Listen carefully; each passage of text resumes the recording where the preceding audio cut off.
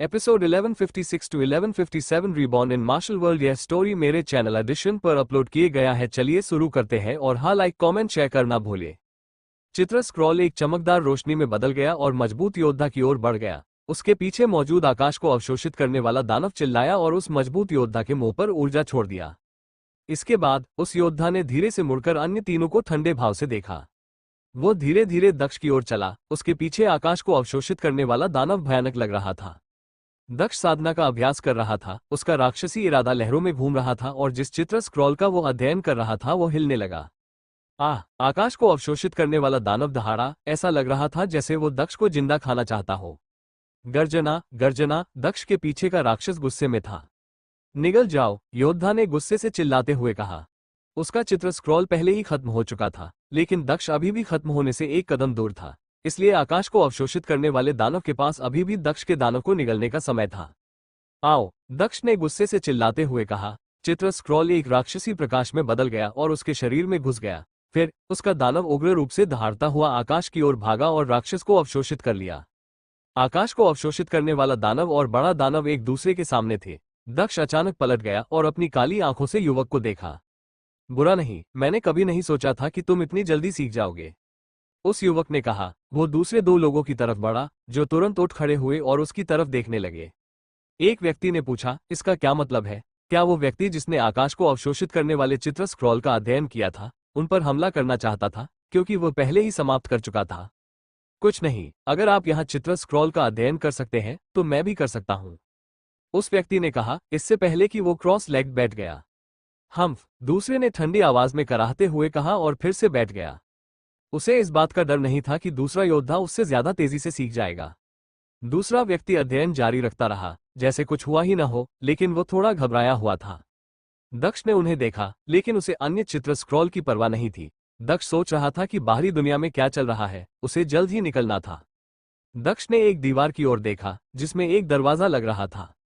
मुझे जाना चाहिए, दक्ष ने सोचा। दक्ष ने पहले ही असाइनमेंट में बहुत कुछ सीख लिया था। वो 9वें आकाशीय स्तर की ताकत के साथ आया था और अब वो दूसरे स्वर्गीय स्तर तक पहुंच गया था, यहां तक कि उसकी गूढ़ ऊर्जा में भी सुधार हुआ था। मुझे आश्चर्य है कि क्या हसिका ठीक है, दक्ष ने सोचा। स्नो तीरथ के दूत ने कहा कि वो उसकी देखभाल करेगा, इसलिए दक्ष को बहुत अधिक चिंता करने की आवश्यकता नहीं थी। दक्ष ने दरवाजा पार किया और दूसरे स्थान पर पहुंचा, एक ऐसा क्षेत्र जहां कई दरवाजे थे और उन पर चीजें लिखी हुई थीं। वीरान दानव नगर, नरक क्षेत्र, अंडरवर्ल्ड साम्राज्य। दक्ष ने स्थानों के नाम पढ़े। उसने पहले अंडरवर्ल्ड साम्राज्य के बारे में सुना था। यह असाइनमेंट में एक साम्राज्य था। दक्ष ने इसके बारे में ज्यादा नहीं सोचा और अंडरवर्ल्ड साम्राज्य का दरवाजा पार कर लिया। जगह बदल गई और थोड़ी देर बाद वो एक अंधेरे महल में दिखाई दिया।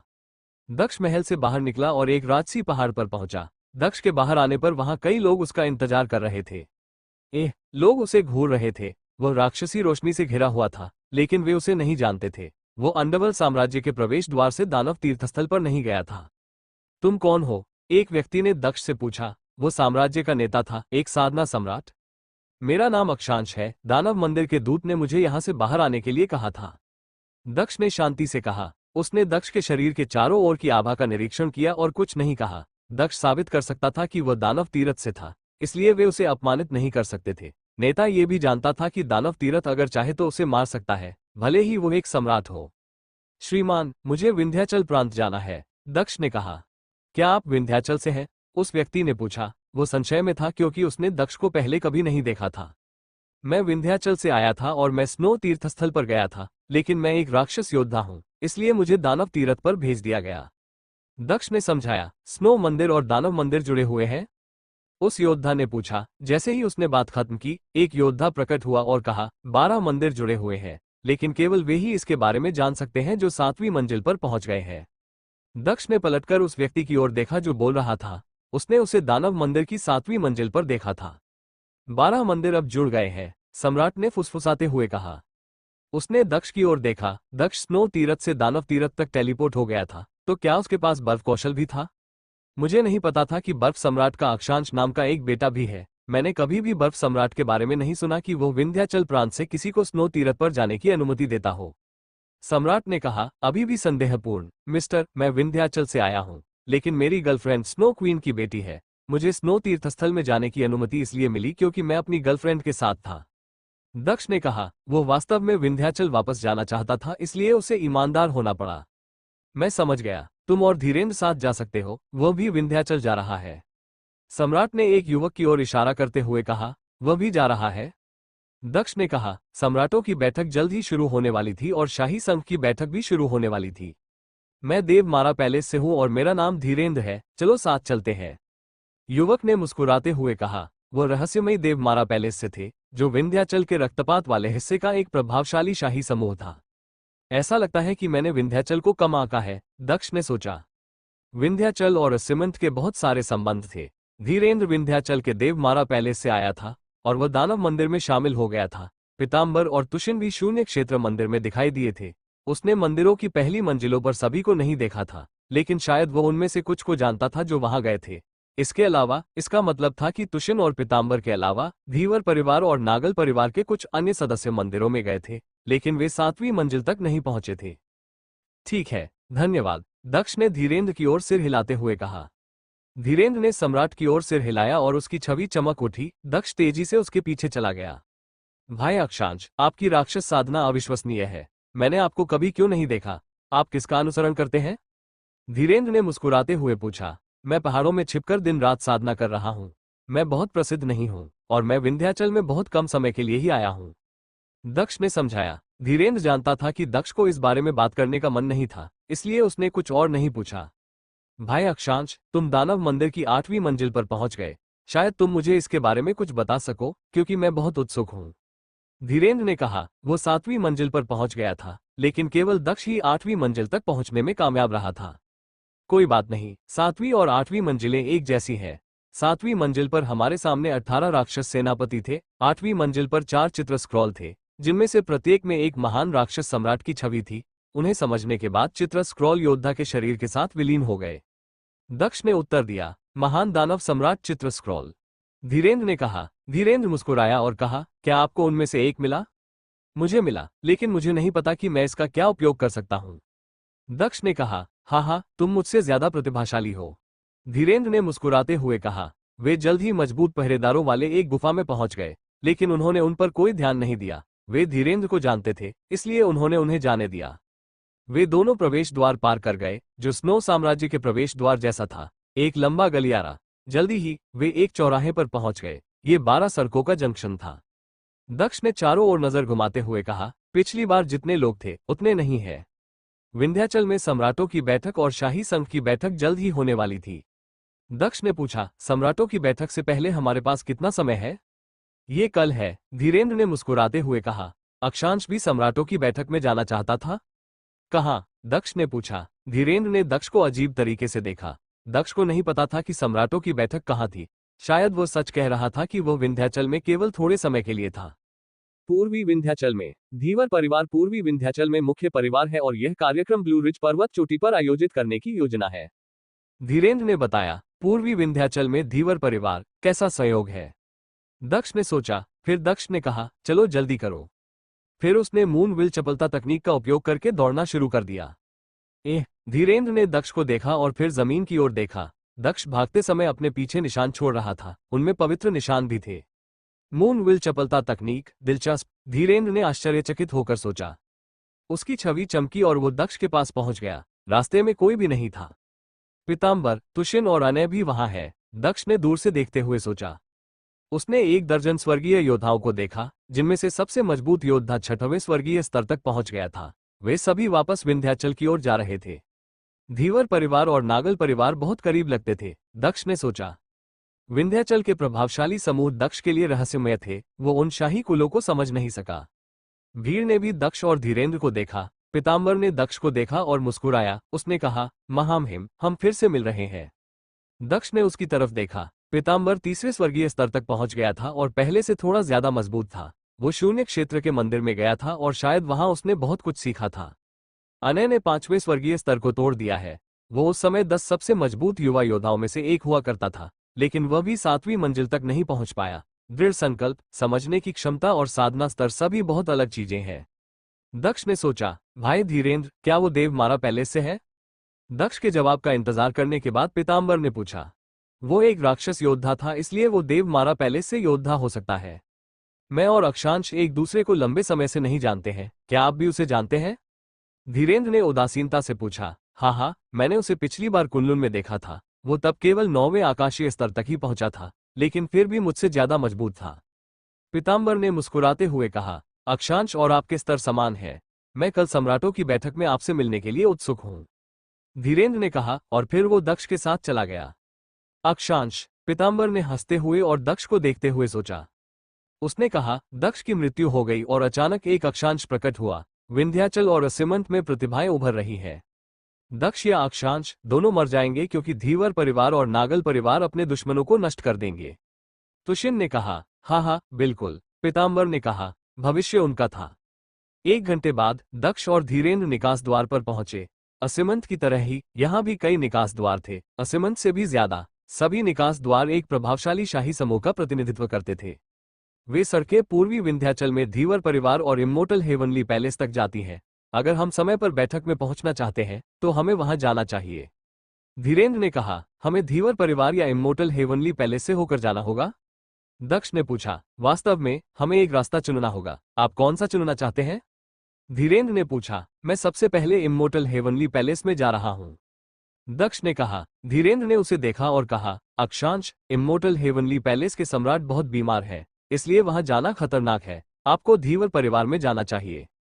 नहीं, ये ठीक है। मुझे यकीन है कि मैं इम्मोर्टल हेवनली पैलेस में जाना चाहता हूं। दक्ष ने अपना सिर हिलाते हुए कहा। वो धीवर परिवार को पार करने का जोखिम नहीं उठा सकता था। भले ही वो भेष बदल कर आया था, फिर भी यह बहुत खतरनाक था। ठीक है, मैं तुमसे ब्लू रिज पर्वत चोटी पर मिलूंगा। धीरेन्द्र ने जाने से पहले मुस्कुराते हुए कहा। धीरेन्द्र के जाने के बाद दक्ष इम्मोर्टल हेवनली पैलेस की ओर बढ़ गया। इम्मोर्टल हेवनली पैलेस एक ऊंचे पहाड़ पर स्थित था। आजकल इम्मोर्टल हेवनली पैलेस अपने सम्राट को खो रहा था और लोग उनके कामों पर विशेष ध्यान दे रहे थे। सम्राट ने अपना ज्ञान माधव को दे दिया था और उम्मीद की थी कि मरने से पहले वो सम्राट बन जाएगा। पहाड़ की ढलान पर एक गुफा से कोई बाहर आया, लेकिन किसी ने उस पर ध्यान नहीं दिया। इम्मोर्टल हेवनली पैलेस इन दिनों वीरान हो गया था।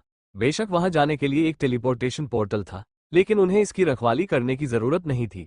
उन्हें बस अंदर बाहर आने जाने वाले कुछ लोगों पर ध्यान देना था। इस समय 2 छायाएं झिलमिलाती हुई गुफा के सामने उतरी। वहां एक युवक था जो काले कपड़े पहने हुए था और उसकी आंखें काली थीं। वो सिर्फ दूसरे स्वर्गीय स्तर तक ही पहुंचा था, लेकिन वो असाधारण दिख रहा था। तुम कौन हो? ऊर्जा को छोड़ते हुए किसी ने गुस्से से चिल्लाते हुए कहा। मैं सम्राटों की बैठक के लिए आया था। मैंने अभी अभी आपके पोर्टल का उपयोग किया है। असुविधा के लिए खेद है। दक्ष ने विनम्रता और शांति से कहा। मैं सम्राटों की बैठक के लिए आया था। मैंने अभी अभी आपके पोर्टल का उपयोग किया है। असुविधा के लिए खेद है। दक्ष ने विनम्रता और शांति से कहा। क्या यह अपनी इच्छानुसार इसका उपयोग करने का बहाना है? दूसरे ने कहा, मैं आपके यंग मास्टर माधव को जानता हूं। अगर वो यहां होते तो वो निश्चित रूप से मुझे इसका उपयोग करने की अनुमति देते। दक्ष ने कहा। दोनों लोगों ने भौहें सिकोड़ी। क्या वो माधव को जानता था? उन्होंने एक दूसरे को देखा और दक्ष की ओर देखा। उन्होंने पूछा, इम्मोर्टल हेवनली पैलेस का सम्मान न करने के लिए आपको मरना होगा। बूम! ऊर्जाओं ने दक्ष को घेर लिया और उसके ऊपर एक विशाल सुनहरा हाथ प्रकट हुआ। दक्ष उनके अचानक लिए गए फैसले से हैरान रह गया। उसने राक्षसी ऊर्जा को छोड़ा और हवा में ऊपर उठकर गुस्से से चिल्लाते हुए कहा, माधव, बाहर आओ। उसकी आवाज दूर दूर तक फैल गई। बज़्ज़ बज़्ज़। वे छायाएं हवा में ऊपर उठी। माधव और बरखा कहाँ थे?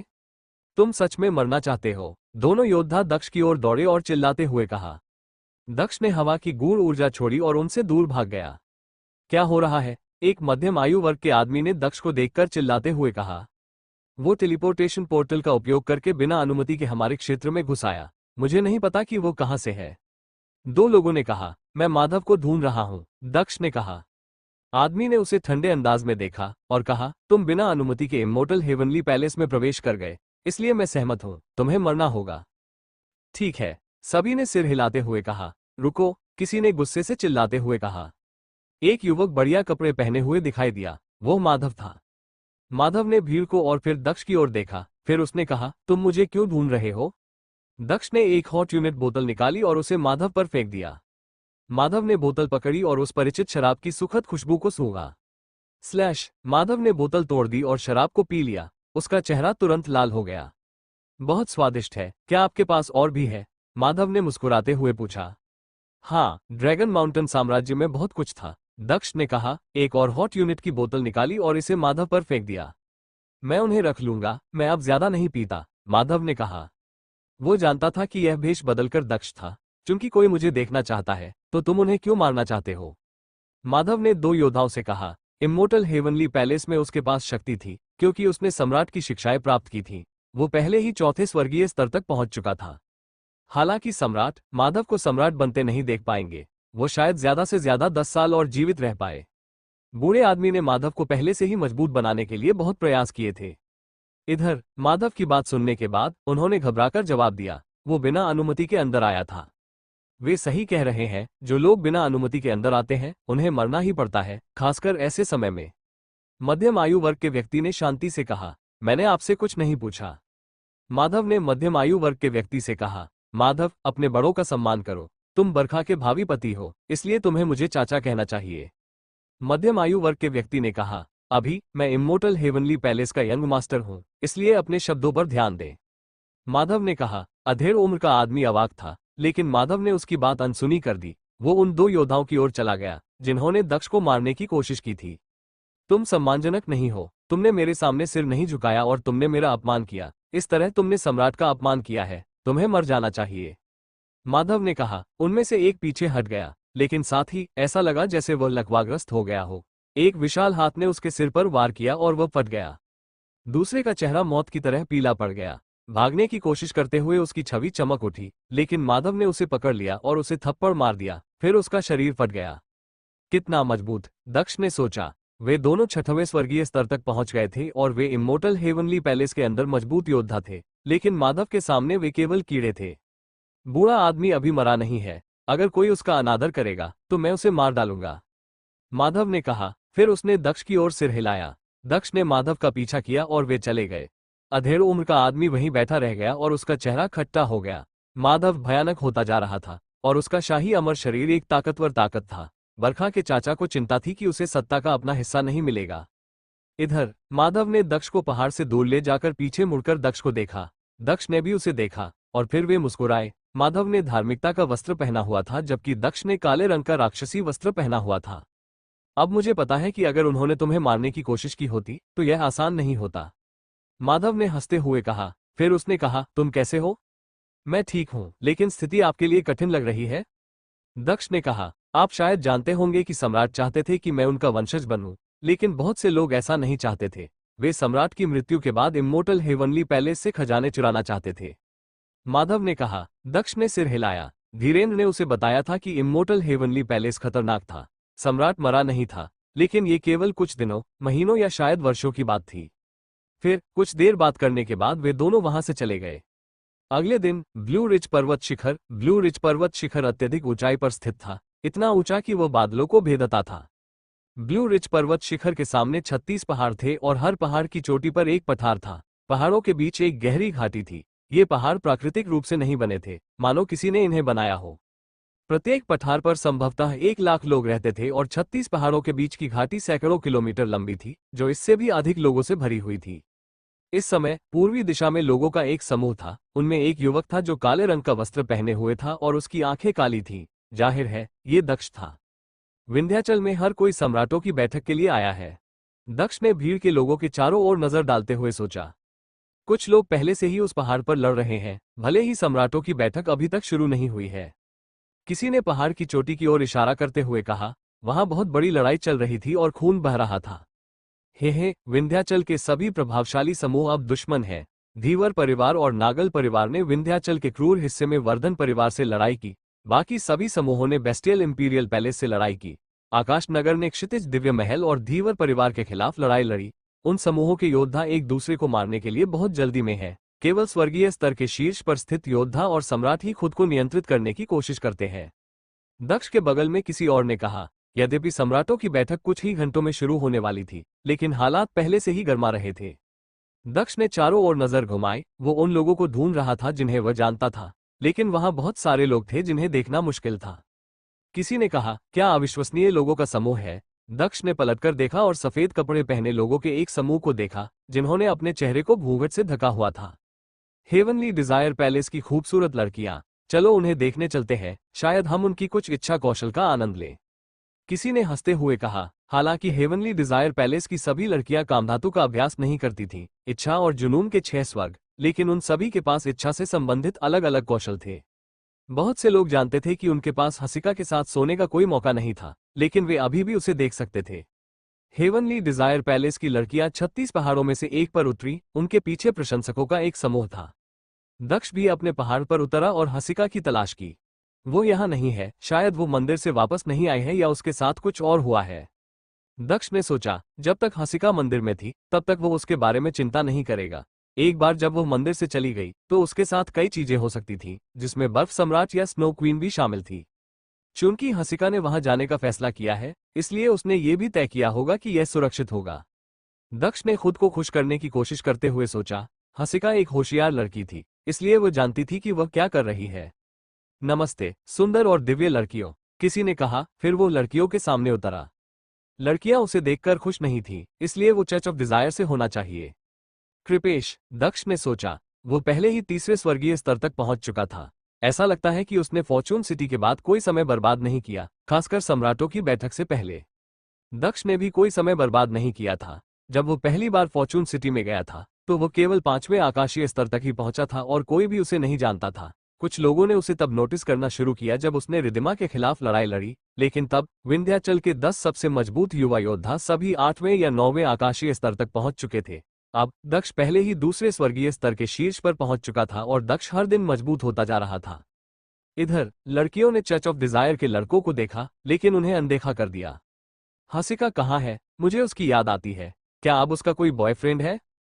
कृपेश ने मुस्कुराते हुए पूछा। हसिका को आप में कोई दिलचस्पी नहीं है? एक लड़की ने उदासीनता से मुस्कुराते हुए कहा। मुझे ऐसा नहीं लगता। कृपेश ने दुष्टता से मुस्कुराते हुए कहा। उसने आगे कहा, बेशक, अगर आप इच्छुक हैं तो मैं आप में से किसी के साथ भी प्यार करना पसंद करूंगा। चले जाओ, उस लड़की ने कहा। वो स्पष्ट रूप से उत्तेजित थी। भाइयों, यहाँ बहुत सारी पवित्र लड़कियां हैं, आप सभी को एक लड़की चुननी चाहिए। कृपेश ने अपने दोस्तों को हंसाते हुए कहा। सुअरों का झुंड, किसी ने जोर से कहा। चर्च ऑफ डिजायर के सदस्यों ने पलटकर दक्ष की ओर देखा। दक्ष उनका सामना भी नहीं कर रहा था। आप किसके बारे में बात कर रहे हैं? कृपेश ने तीखी आवाज में पूछा। दक्ष ने पलटकर कृपेश को देखा और कहा, आपके बारे में, क्या आप समझ नहीं सकते? कृपेश ने दुष्टता से मुस्कुराया और दक्ष की ओर दौड़ते हुए एक काली ऊर्जा जारी की। भाई अक्षांश, तुम भाई कृपेश से क्यों लड़ रहे हो? किसी ने कहा। यह धीरेन्द्र था। धीरेन्द्र? कृपेश ने आश्चर्यचकित होकर कहा। फिर उसने कहा, धीरेन्द्र, वो आदमी बहुत असभ्य व्यवहार कर रहा है। मैं उसे मार डालूंगा, दक्ष ने कहा। धीरेन्द्र ने दक्ष को देखा और अनुमान लगाया कि अक्षांश को लोगों को अपमानित करना पसंद है। इधर कृपेश हैरान था। उसे मार डालो? कितना पागलपन है! वो चर्च ऑफ डिजायर से है, इसलिए वो कमजोर नहीं है। उसे मारना अच्छा विचार नहीं है। धीरेन्द्र ने टेलीपैथी का उपयोग करते हुए दक्ष से कहा, लेकिन दक्ष ने उसे नहीं सुना क्योंकि वो कृपेश की ओर भागता रहा। मेरी आंखों को देखो, कृपेश ने दुष्टता से मुस्कुराते हुए कहा। दक्ष ने अपना सिर उठाया और कृपेश को देखा, जो अपनी आंखों से गूढ़ ऊर्जाएं छोड़ रहा था। तुम्हें मरना चाहिए, दक्ष ने ठंडे अंदाज में मुस्कुराते हुए कहा। हैरानी की बात यह है कि किसी ने उसे अपनी आंखों से देखने के लिए पहल की। दक्ष ऐसी चुनौती को कैसे मना कर सकता था? बूम! भयानक राक्षसी ऊर्जाएं कृपेश की आंखों में घुस गईं, जिससे वो दर्द से करा उठा। मर जाओ, दक्ष ने गहरी राक्षसी आवाज में कहा। कृपेश मुश्किल से हिल पा रहा था क्योंकि उसकी जीवन शक्ति खत्म हो रही थी। ओह नहीं, चर्च ऑफ डिजायर के अन्य सदस्यों ने सोचा। तुम पहले ही मर चुके हो, दक्ष ने उसी राक्षसी आवाज में कहा। उठो, चर्च ऑफ डिजायर से शक्तिशाली योद्धाओं ने कृपेश की ओर बढ़ते हुए चिल्लाते हुए कहा। नहीं, कृपेश ने गुस्से से चिल्लाते हुए कहा। हालांकि एक काले हाथ ने जल्दी से उसकी गर्दन पकड़ ली, जिससे सभी लोग वहीं रुक गए। कृपेश को चर्च ऑफ डिजायर में एक प्रतिभाशाली व्यक्ति माना जाता था, लेकिन वो अक्षांश की तुलना में फीका था। कृपया मुझे मत मारो, कृपेश ने विनती की। इतना शक्तिशाली राक्षस योद्धा उस पर हमला क्यों कर रहा था? महामहिम, कृपया 3 बार सोचे, चर्च ऑफ डिजायर के सदस्यों ने कहा। दक्ष ने कहा, जब मैं लोगों को मारना चाहता हूं तो मैं सिर्फ 1 बार सोचता हूं, 3 बार नहीं। फिर उसने अपने दूसरे हाथ में राक्षसी अग्नि ऊर्जा को संघनित किया और कृपेश ने एक भयानक चीख निकाली। मर जाओ, दक्ष ने कहा। दक्ष ने कृपेश के सिर पर मुक्का मारा और उसे 1000 टुकड़ों में विस्फोट कर दिया। उसके शरीर के बाकी हिस्से राख में बदल गए। चर्च ऑफ डिजायर के अन्य सदस्य चुप रहे। दूसरे स्वर्गीय स्तर के एक राक्षस योद्धा ने उनके सामने ही उनके समूह के प्रतिभाशाली व्यक्ति को मार डाला था, और ऐसा करते समय वो बहुत शांत दिख रहा था। चर्च ऑफ डिजायर के सदस्यों ने सोचा, यह एक असली राक्षस योद्धा है। हालांकि वे क्रोधित थे, लेकिन वे समझ गए कि राक्षस योद्धा ऐसे ही होते हैं। हेवनली डिजायर पैलेस से लड़कियां भी दक्ष को देखकर हैरान हो गईं। उन्हें समझ नहीं आ रहा था कि दक्ष ने कृपेश को क्यों मारा, हालांकि यह थोड़ा अनुचित था। दक्ष हालांकि भावशून्य दिख रहा था, उसने पहले भी कई लोगों को मारा था, इसलिए यह कोई बड़ी बात नहीं थी, खासकर यह देखते हुए कि कृपेश ने फॉर्चून सिटी में कुछ समय पहले उसके खिलाफ कैसे साजिश रची थी।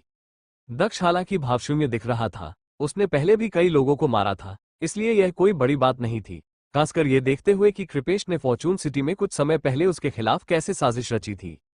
आप अवश्य ही देवमारा पैलेस से होंगे, लेकिन मैं आपका नाम नहीं जानता? छठवें स्वर्गीय स्तर के एक योद्धा ने पूछा। मैं देवमारा पैलेस से नहीं हूं, मैं किसी समूह से संबंधित नहीं हूं। यदि आप उसकी मौत का बदला लेना चाहते हैं तो अभी मुझ पर हमला करें। दक्ष ने कहा।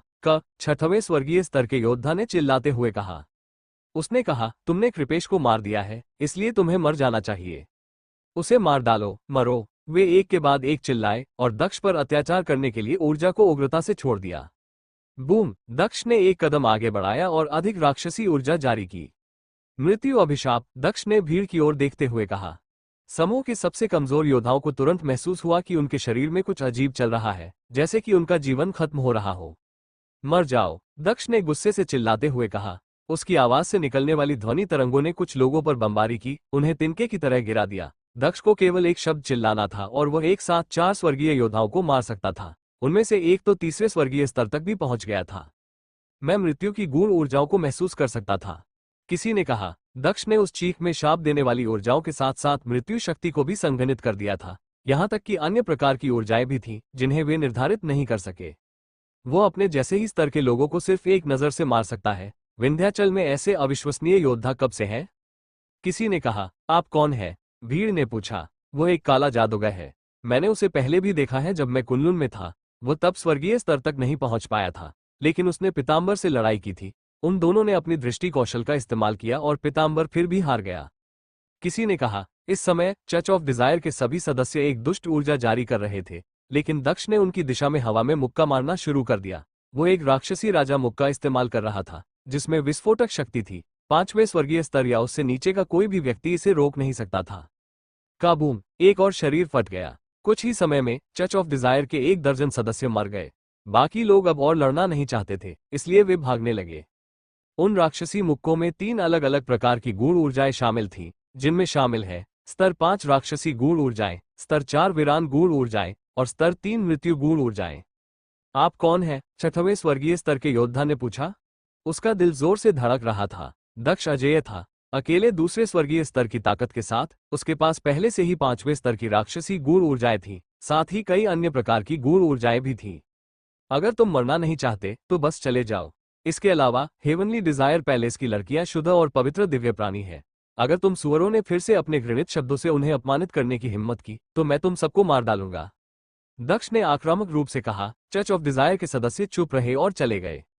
हसिका कहाँ है? दक्ष ने हेवनली डिजायर पैलेस की लड़कियों से पूछा। वो अभी तक वापस नहीं आई है, एक लड़की ने कहा। उसने अनुमान लगाया कि दक्ष एक हीरो था जो हसिका में दिलचस्पी रखता था, अन्यथा वो उनका बचाव नहीं करता। तुम्हारा नाम क्या है? क्या तुम उसे अच्छी तरह जानते हो? लड़की ने कमजोर और कोमल आवाज में पूछा। उसकी खुशबू हवा के जरिए दक्ष की ओर बह रही थी और उसने दक्ष को एक खास मोहक नजर से देखा। मैं अक्षांश हूं। मैं जाहिर तौर पर हसिका को पहले से ही जानता हूं। दक्ष ने कहा। वो लड़की हसिका जितनी कुशल नहीं थी पुरुषों को लुभाने में। मैं समझ गई। अगर वो वापस आती है तो हम उसे बता देंगे कि तुम उसे ढूंढ रहे थे। लड़की ने पीछे हटने से पहले झुकते हुए कहा। वो दक्ष के उदासीन भाव से बता सकती थी कि उसे उसमें कोई दिलचस्पी नहीं थी। भाई अक्षांश, कोई आश्चर्य नहीं कि आप पिछली बार 8वीं मंजिल तक पहुंचने में कामयाब रहे। भले ही कृपेश उतना मजबूत नहीं था, फिर भी वो चर्च ऑफ डिजायर का सदस्य था और आपने उसे एक पल में मार डाला। धीरेन्द्र ने कहा। एक जानवर, भीड़ ने सोचा। वे धीरेन्द्र की बात सुनकर अवाक रह गए। इस बार सम्राटों की बैठक दिलचस्प होगी। दक्ष ने उदासीनता से कहा। मैंने बस कुछ लोगों को मार दिया, यह मेरी दया थी। उसने दूसरों को भागने भी दिया। फिर दक्ष पैर मोड़कर बैठ गया। सम्राटों की बैठक में सिर्फ 1 दर्जन घंटे बचे थे। उसे पता था कि अलग अलग प्रभावशाली समूहों से और भी लोग आएंगे, यहां तक कि आकाश नगर को भी अभी आना था। Boom boom boom! दूर से लोगों का एक समूह ड्रैगन पर सवार होकर आया। वे अपने ड्रैगन पर असाधारण और भव्य दिख रहे थे। पश्चिमी विंध्याचल से क्षितिज दिव्य महल, भीड़ ने सोचा। वे 36 चोटियों में से एक पर उतरे, वहां से एक मोटी आकाशीय ऊर्जा आ रही है। वे कीमियागरों की दिव्य भूमि से आ रहे होंगे। भीड़ ने सोचा, आकाश में एक सुंदर पक्षी की ओर इशारा करते हुए। ये त्रिचल है, कीमियागरों की दिव्य भूमि से आया सियान रंग का पक्षी। किसी ने कहा, रिद्धिमा ने दूसरे स्वर्गीय स्तर तक पहुंच बना ली है और पहले से भी अधिक सुंदर लग रही है। भीड़ ने सोचा। दक्ष ने पलटकर देखा कि रिद्धिमा ने घूंघट पहन रखा था। उसकी दिव्य ऊर्जा पिछली बार की तुलना में थोड़ी मोटी थी जब उसने उसे देखा था। कीमियाग्रो की दिव्य भूमि ने क्षितिज दिव्य महल और हेवनली डिजायर पैलेस के समान ही किया था। उन्होंने समूह का नेतृत्व करने के लिए स्वर्गीय स्तर के शीर्ष पर लोगों और एक योद्धा को पहले से ही भेज दिया था। धीरेन्द्र, कीमियागरों की दिव्य भूमि से एक सदस्य ने कहा। देवमारा पैलेस रहस्यमय था, लेकिन कुछ समय पहले उनके शिष्यों ने यात्रा शुरू कर दी थी। उन शिष्यों में से एक धीरेन्द्र था। हेवनली डिजायर पैलेस से दिव्य लड़कियां पहले ही आ चुकी हैं और अब दिव्य लड़की भी आ गई है। मैं सपना देख रहा हूं। धीरेन्द्र ने रिद्धिमा को ऊपर से नीचे देखते हुए कहा। भले ही मैंने आपकी खूबसूरती के बारे में सुना हो, लेकिन मैंने आपको पहले कभी नहीं देखा। अब समय आ गया है कि हम एक दूसरे से मिलें, तो क्या मैं आपका चेहरा देख सकता हूं? धीरेन्द्र ने कहा। तुम मजाक कर रहे हो? रिद्धिमा ने उदासीनता से कहा। हाँ, मैं मजाक नहीं कर रहा हूं। मैं एक दुष्ट दानव योद्धा हूं, लेकिन फिर भी मुझे सुंदर लड़कियां पसंद है। रिद्धिमा की ओर चलते हुए धीरेन्द्र ने कहा। कीमियाग्रो की दिव्य भूमि के सदस्य आश्चर्यचकित थे। युवा पुरुष विशेष रूप से क्रोधित दिख रहे थे। वे रिद्धिमा के सामने कूद पड़े और धीरेन्द्र को ठंडे तरीके से देखा। राक्षस निडर और अनियंत्रित होते हैं। अक्षांश ने अभी अभी चर्च ऑफ डिजायर के लोगों को मारा है और अब धीरेन्द्र रिद्धिमा का पर्दा हटाने की कोशिश कर रहा है। उनकी नजर में केवल ताकत ही मायने रखती है। भीड़ ने सोचा, चले जाओ, धीरेन्द्र ने कहा। धीरेन्द्र राक्षसी ऊर्जा छोड़ते हुए आगे बढ़ता रहा। कीमियाग्रो की दिव्य भूमि से आए युवकों के चेहरे मौत की तरह पीले पड़ गए।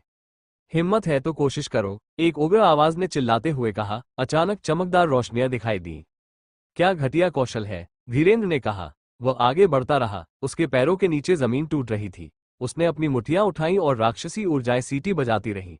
फिर कीमियाग्रो की दिव्य भूमि से आए युवक भागने लगे। उन्हें रोके बिना रिद्धिमा जल्दी से धीरेन्द्र के सामने पहुंच गई। दक्ष ने पलटकर देखा। धीरेन्द्र दानव मंदिर की 7वीं मंजिल पर गया था और वहां उसने कुछ चीजें सीखी थी। वो कम से कम 10 सबसे मजबूत युवा योद्धाओं जितना ही मजबूत था। यहां तक कि रिद्धिमा भी उसका विरोध नहीं कर सकती। भाई, इसे भूल जाओ, दक्ष ने कहा। धीरेन्द्र ने अचानक राक्षसी ऊर्जा को छोड़ना बंद कर दिया और रिद्धिमा को देखकर मुस्कुराते हुए कहा। चूंकि अक्षांश ने कहा है, इसलिए मैं इसे आगे नहीं बढ़ाऊंगा। रिद्धिमा को बहुत ज्यादा दमन और अपमान महसूस हुआ। उसने कभी नहीं सोचा था कि उसकी जिंदगी उस आदमी के हाथों में होगी। उसने दक्ष को देखा, खास तौर पर उसकी काली आंखों को। उसे लगा जैसे उसने उसे पहचान लिया है, लेकिन साथ ही उसे नहीं पता था कि वो राक्षस योद्धा कौन है। कीमियागरों की दिव्य भूमि से बचे हुए योद्धाओं ने अपनी ऊर्जाओं को वापस बुला लिया। अक्षांश, तुम उसका चेहरा नहीं देखना चाहते, या तुमने उसे पहले ही देख लिया है? धीरेन्द्र ने दक्ष की ओर शैतानी ढंग से मुस्कुराते हुए कहा। भाई, मेरे मन में निष्पक्ष प्यार के लिए कोमल और सुरक्षात्मक भावनाएं हैं। दक्ष ने उदासीनता से अपना सिर हिलाते हुए कहा। फिर उसने अपनी आंखें फिर से बंद कर ली। धीरेन्द्र ने दक्ष को देखा, लेकिन वो उसे समझ नहीं पाया। उसके शिक्षक कौन थे? वो इतना उत्कृष्ट कैसे था? इसके अलावा महिलाओं के साथ उसका रिश्ता बाकी लोगों से अलग था। वह हसिका को भी जानता था और उसने रिद्धिमा की रक्षा की थी। हालांकि धीरेन्द्र ने इस बारे में ज्यादा नहीं सोचा। वह भी दक्ष के बगल में पैर मोड़कर बैठ गया और साधना करने लगा। धीरे धीरे अग्नि पर्वत, सनसेट पवेलियन, सेलेस्टियल थंडर मंदिर, लियान पर्वत और इसी तरह से और भी लोग आ गए। उनमें से प्रत्येक ने आराम करने के लिए अपना खुद का पर्वत चुना। दूर से लोगों का एक और समूह आया। उनके पास दूसरे समूहों की तुलना में कम लोग थे, लेकिन 2 खूबसूरत महिलाओं ने बहुत ध्यान आकर्षित किया। वे उस पहाड़ पर उतरे जहां क्षितिज दिव्य महल के लोग थे। आसमान से चांद की एक किरण उतरी और उसने क्षितिज दिव्य महल के कई शक्तिशाली योद्धाओं को मार डाला। बूम! क्षितिज दिव्य महल के लोगों ने तुरंत जवाबी कार्रवाई में पाशविक ऊर्जा जारी किया। उन्हें मत मारो, वे सिर्फ 2 खूबसूरत विधवाएं हैं। दुर्भाग्य से दक्ष मर चुका है, इसलिए वो अब उनके साथ मौज मस्ती नहीं कर सकता। चलो उन्हें जिंदा पकड़ लेते हैं, एक योद्धा ने कहा। फिर सभी लोग जोर से हंसने लगे। दक्ष ने अपनी आंखें खोली और तुरंत राक्षसी ऊर्जाएं छोड़ दी। शिवांगी, अनिशा, दक्ष ने कहा। दक्ष ने उनकी ओर देखा। वे अभी अभी आए थे, लेकिन पहले से ही क्षितिज दिव्य महल के सदस्यों पर हमला कर रहे थे। अनिशा और शिवांगी आकाश नगर के साथ है। उन्हें पता होना चाहिए कि मैं मरा नहीं हूं, लेकिन फिर भी वे क्षितिज दिव्य महल के लोगों के सामने ऐसा व्यवहार कर रहे हैं जैसे उन्हें पता ही नहीं है। वे क्षितिज दिव्य महल को मेरे साथ जो कुछ भी किया है, उसके लिए माफ नहीं कर सकते। दक्ष ने आह भरते हुए कहा। अक्षांश, क्या तुम्हें भी वे दो खूबसूरत महिलाएं पसंद हैं? धीरेन्द्र ने पूछा। अगर मैं कहूं कि मैं करता हूं, तो क्या आप मेरी मदद करेंगे? दक्ष ने पूछा। धीरेन्द्र मुस्कुराया और कहा, मुझे क्या करना होगा? हमें सिर्फ कुछ लोगों को मारना होगा, दक्ष ने खड़े होकर कहा। धीरेन्द्र ने व्यंग्यात्मक ढंग से मुस्कुराया। दक्ष पागल था। उसने अभी अभी चर्च ऑफ डिजायर के कुछ लोगों को मारा था और अब वो क्षितिज दिव्य महल के लोगों को मारना चाहता था। वे दोनों क्षितिज दिव्य महल के लोगों की ओर कूद पड़े। कुछ लोग आश्चर्यचकित हुए और फिर सिर हिलाकर व्यंग्यात्मक ढंग से मुस्कुराए। शिवांगी और अनिशा ने पहले ही क्षितिज दिव्य महल के कुछ लोगों को मार डाला था। शिवांगी ने दूसरे स्वर्गीय स्तर को तोड़ दिया था, इसलिए उसके हमले और भी अविश्वसनीय थे। अनिशा ने तीसरे स्वर्गीय स्तर को तोड़ दिया था, इसलिए उसकी निर्दयता की साधना अधिक कुशल थी। वो निर्दयी चंद्र हमले जारी कर सकती थी, जो चौथे और पांचवें स्वर्गीय स्तर के योद्धाओं को मार सकती थी। दहाड़ दहाड़, शक्तिशाली योद्धा अर्ध ड्रैगन में परिवर्तित हो गए और पाश्विक ऊर्जा को मुक्त कर दिया। बस दो छायाएं तुरंत लड़ाई में शामिल हो गईं। क्षितिज दिव्य महल के मजबूत योद्धा गुस्से से चिल्लाए, तुम दोनों क्या कर रहे हो? हम यहाँ कुछ लोगों को मारने आए हैं, दक्ष ने आगे कूदते हुए और राक्षसी ऊर्जा छोड़ते हुए कहा। फिर वो चिल्लाया, मरो। वो व्यक्ति केवल देख सकता था कि दक्ष ने उन पर अचानक हमला कर दिया। विस्फोट की आवाज आई और उस व्यक्ति का सिर तुरंत फट गया। बूम, उद्धरण चिन्ह। धीरेन्द्र ने भी किसी को मार डाला। वह पागलों की तरह हंसा और बोला, अक्षांश, देखते हैं कौन सबसे ज्यादा मार सकता है। जो सबसे ज्यादा मारेगा उसे लड़कियां मिलेंगी। उद्धरण चिन्ह। तुम निश्चित रूप से हारने वाले हो, दक्ष ने दुष्टता से मुस्कुराते हुए कहा। वैसे भी उसे लड़कियों के लिए धीरेन्द्र के साथ प्रतिस्पर्धा करने की जरूरत नहीं थी, लेकिन थोड़ी प्रतिस्पर्धा कभी नुकसान नहीं पहुंचाती। क्षितिज दिव्य महल से पांचवें स्वर्गीय स्तर के एक योद्धा ने चिल्लाकर कहा, क। वो एक आंशिक ड्रैगन में बदल गया और खुद को दक्ष पर फेंक दिया। घातक दानव पंच, दक्ष ने उस योद्धा की दिशा में हवा में मुक्का मारते हुए कहा। आकाश में घूमते समय मुक्के की ध्वनि सुनाई दी। उस हमले में मृत्यु ऊर्जा थी। ड्रैगन योद्धा के मुक्के के फटने के साथ ही हवा में गड़गड़ाहट की आवाज फैल गई और दानव पंच उसकी ओर बढ़ता रहा। जैसे ही वो उसके सिर तक पहुंचा, वह भी फट गया। To be continue. अब आगे क्या होने वाला है? क्या होगा जब लोगों को पता चलेगा कि दक्ष अभी भी जीवित है? आखिर क्या थी सम्राटों की बैठक? क्या शिवांगी और अनिशा को सच में पता था कि दक्ष जीवित है?